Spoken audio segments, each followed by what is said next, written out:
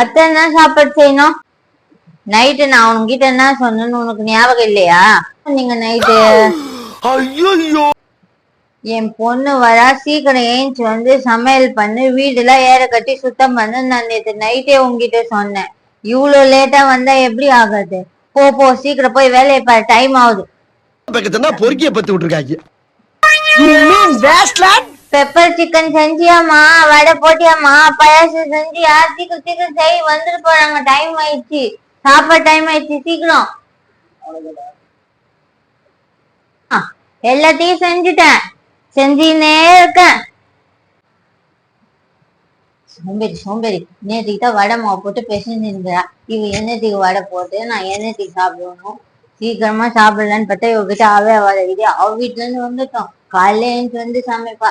எங்க வீட்டுல இருந்து வரணுன்னே சோம்பேறியாட்டேன்னு வரா. சோம்பேறி சோம்பேறி.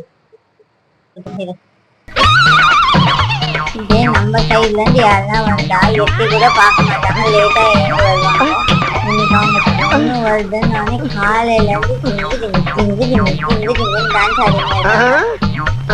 சோதனை மேல் சோதனை, போதுமரா